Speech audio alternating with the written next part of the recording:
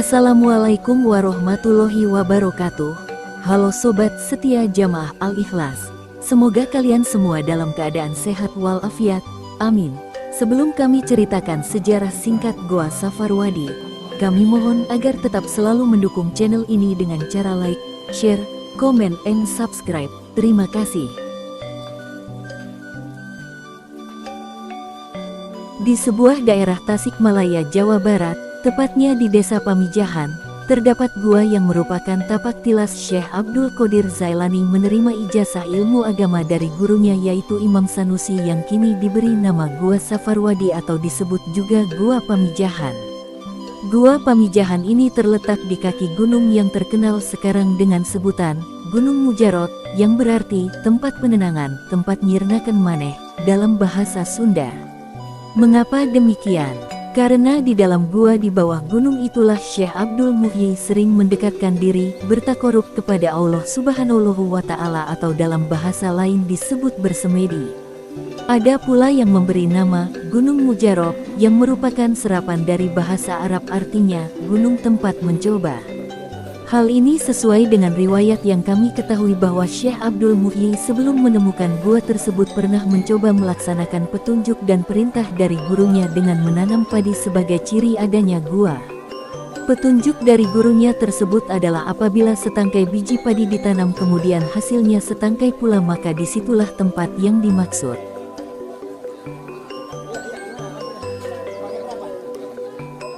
Oke, sobat Jamaah Al-Ikhlas, kita sudah sampai di pintu masuk Gua Safarwadi. Kurang lebih saat ini pukul 9 malam ya.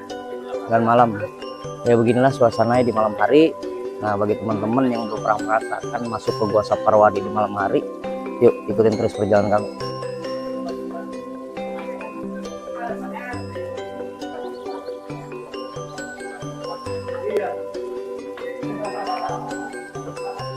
Konon saat berusia 27 tahun, Syekh Abdul Muhyi dibawa oleh Syekh Abdul Rauf bin Jabar untuk menunaikan haji bersama teman-temannya.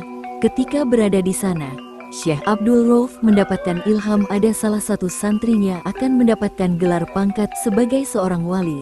Diceritakan, jika sang guru telah mendapat petunjuk, dia harus menyuruh santri tersebut untuk mencari gua dan bermukim di sana. Tiba-tiba Syekh Abdul Rauf melihat ada cahaya dari Masjidil Haram bersinar ke salah satu santrinya, yaitu Syekh Abdul Muhyi. Syekh Abdul Rauf kemudian yakin, santri itulah yang menerima tanda-tanda kewalian. Tak lama setelah menikah, Syekh Abdul Muhyi bersama istrinya mulai mencari sebuah gua yang diperintahkan oleh sang guru, kemudian berangkat menuju arah barat dan sampailah mereka di daerah yang bernama Dharma Kuningan. Syekh Abdul Muhyi dan istrinya menetap di sana selama 7 tahun atas permintaan penduduk setempat. Beliau mulai menanam padi, namun berkali-kali belum juga berhasil. Gua tersebut akan ditemukan, ditandai jika padi yang dipanen hasilnya tidak lebih dan kurang. Artinya gua tersebut ada di sana. Namun, berkali-kali hasil panennya selalu melimpah. Setelah menetap 7 tahun di sana, akhirnya Syekh Abdul Muhyi berpamitan untuk kembali melanjutkan perjalanan mencari gua.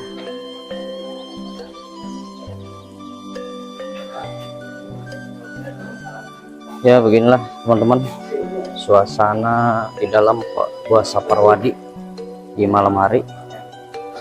Kemungkinan tidak begitu jauh beda ya dengan suasana di siang hari, karena memang di dalam gua suasana tetap gelap, tidak ada cahaya, kecuali memang kita membawa alat penerangan seperti senter ataupun patromak.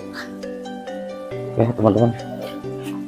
Kemudian perjalanannya dilanjutkan sampai di daerah Lebat Siu dan Syekh Abdul Muhyi bermukim di sana. Syekh Abdul Muhyi akhirnya kembali untuk melanjutkan perjalanannya menuju Gunung Kampung Cilombo.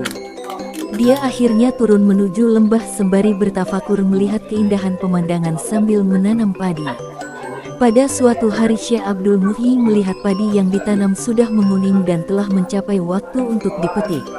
Saat dipetik, terpancar cahaya kewalian yang ditandai dengan terlihatnya kekuasaan Allah Subhanahu wa Ta'ala. Benar saja padi tersebut hasilnya tidak kurang dan tidak lebih, hanya mendapat sebanyak dengan jumlah benih yang ditanam. Syekh Abdul Muhyi ingin memastikan kembali benar adanya gua tersebut di sana dengan kembali menanam benih padi.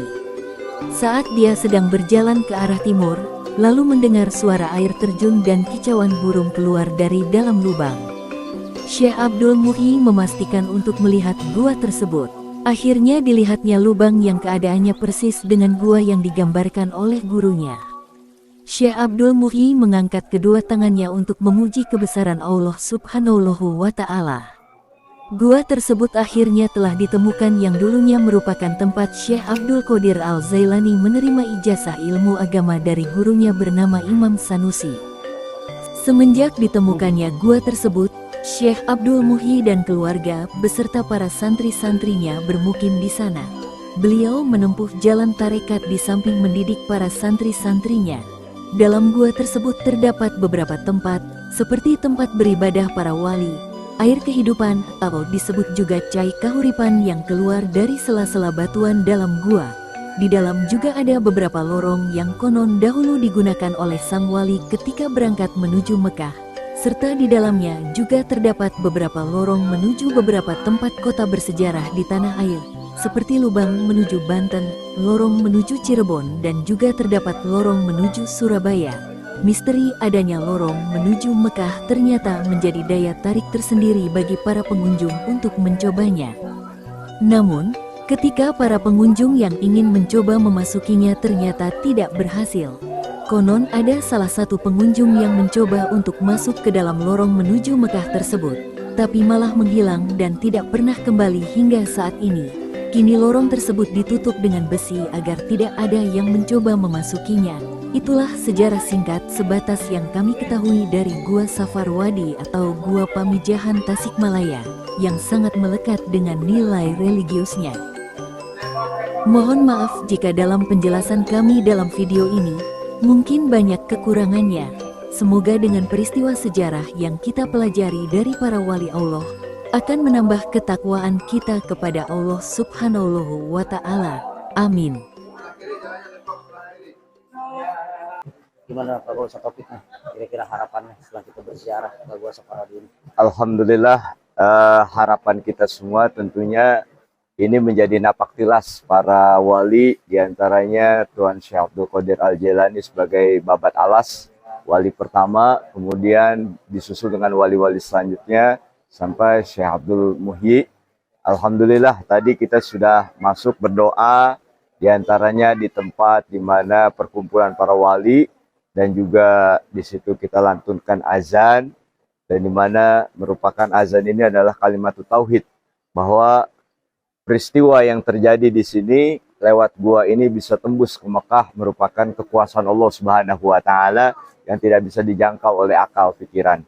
Kemudian selanjutnya tadi juga kita ada napak tilas nyedengin peci dalam artian bahwa ketabaruk aja, mengambil kebaikan sesuatu yang pernah dilakukan oleh wali pada saat itu. Dan di situ pula tadi tempat gua di mana wali bisa tembus ke Mekah, kita berdoa. Dan di situ kita berharap mudah-mudahan walinya itu napak tilas wali tersebut, mudah-mudahan dengan asbab wasilah kita di situ dikabulkan seluruh hajat. Tentunya harapan kita semua kehidupan tentunya lebih meningkat ketakwaan kepada Allah Subhanahu wa Ta'ala. Juga mudah-mudahan kita selalu diberikan taufik hidayah oleh Allah, diberikan ilmu yang bermanfaat, kemudahan dalam segala urusan kita, kelancaran dalam rezeki kita, keluarga kita jadikan sakinah mawaddah warahmah, keturunan kita jadikan anak yang soleh dan solehah, serta seluruh hajat kita semua, baik khususnya dari Depok maupun dari seluruh Indonesia yang datang ke gua ini, semoga dijabah oleh Allah Subhanahu wa Ta'ala. Pada intinya umur kita jadi barokah dan kita selamat dunia dan akhirat, bahagia dunia dan akhirat. Terima kasih.